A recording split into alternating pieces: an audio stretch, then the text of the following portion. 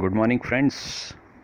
आज हम बात करेंगे कुछ टॉपिक्स पर, जैसे कि मध्य प्रदेश सरकार ने का कहना है कि अनलॉक होते ही सरकार रोज़गार और नौकरियों पर ज़्यादा फोकस करेगी।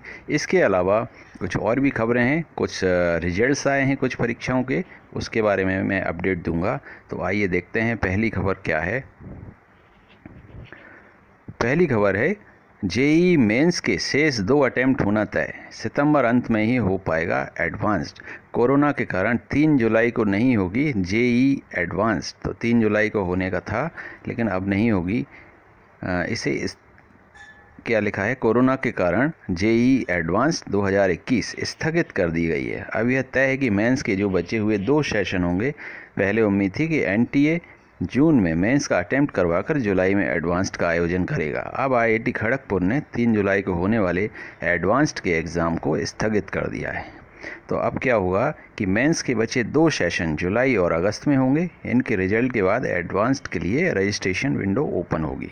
सितंबर अंत या अक्टूबर शुरू तक एडवांस्ड होगा। इसके परिणाम के बाद आईआईटी व एनआईटी सिस्टम में दाखिले के लिए कॉमन काउंसलिंग होगी। ऐसे में आईआईटी और एनआईटी का सेशन दिसंबर तक शुरू हो पाएगा, तो बहुत लेट हो गया है ये। अगली जो खबर है वो है, आपने सुना होगा कि 5 लाख की अनुग्रह राशि के बारे में चर्चा चल रही थी मध्य प्रदेश में शासकीय कर्मचारियों को। तो आज जो खबर है, शासकीय कर्मचारी 5 लाख की अनुग्रह राशि के दायरे से बाहर, वित्त विभाग के आदेश पर भुगतान शुरू। क्या है चीज़, आकस्मिकता निधि, संविदा और दैनिक वेतन भोगी के मामले में ही मिलेगी राहत। अब अभी जो मापदंड बनाए गए हैं वो ये हैं कि शासकीय कर्मचारियों के मामले में ये रहेंगे मापदंड। वे शासकीय सेवक जिनकी कोरोना से मृत्यु हुई है, उसके परिवार को अनुग्रह राशि दिए जाने का जो फार्मूला तैयार किया गया है, उसके अनुसार यदि कर्मचारी की नौकरी 30 साल की हो गई थी तब उसे 16 महीने की ग्रेच्युइटी की पात्रता थी। यानी यदि उसका वेतन 30,000 था तो राशि की गणना 4,80,000 होगी। इसमें कर्मचारी का 2 लाख का जीएसआई बीमा रहता है, तो इस राशि का योग 6,80,000 होगा। यानी अनुग्रह राशि 5 लाख मिलेगी और कर्मचारी के देयकों का भुगतान 6,80,000 रुपये होगा।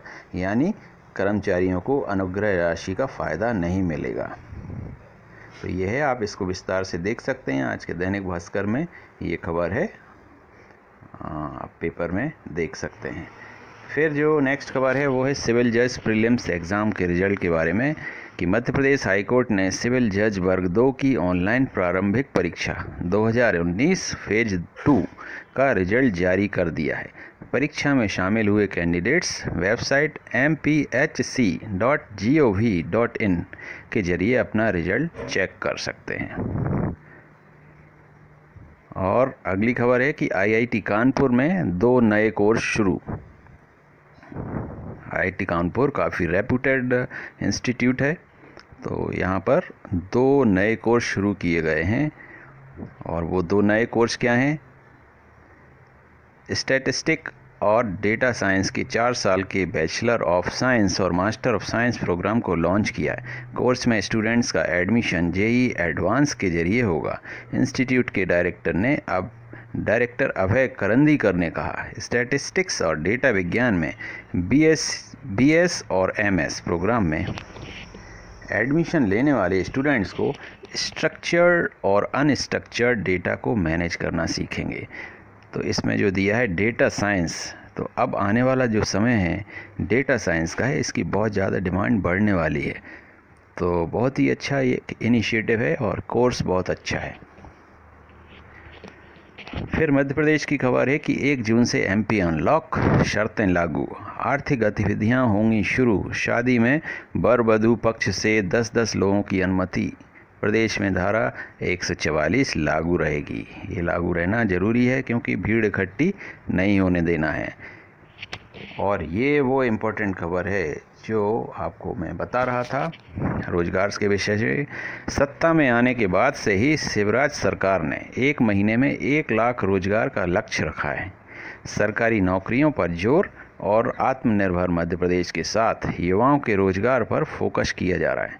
लेकिन कोरोना की दूसरी लहर के चलते सरकार के प्रयासों पर ब्रेक लग गया। लेकिन अब सीएम शिवराज सिंह चौहान ने एक बार और रोजगार और आत्मनिर्भर मध्य प्रदेश पर फोकस करना शुरू कर दिया है। तो जैसा कि सरकार कहती आ रही है, शिवराज सिंह जी का जो ये कार्यकाल है, इसकी शुरुआत से ही सरकार ने कहा है कि वो रोजगार और आत्मनिर्भरता पर ज़्यादा फोकस करेगी। तो उनके हिसाब से उन्होंने काफ़ी सारे रोजगार दिए हैं पिछले समय में, और जो कि अब ये दूसरी लहर थी, इसकी वजह से वो काम रुक गए थे। अब जैसे ही अनलॉक होगा तो सरकार इन पर फिर से फोकस करना शुरू कर देगी। अब ये टेक्निकल बातें हैं, और असलियत में कितना रोज़गार का सृजन हो रहा है और कितने लोगों को रोज़गार मिल रहा है, ये प्रदेश की जनता भली भांति परिचित है इससे।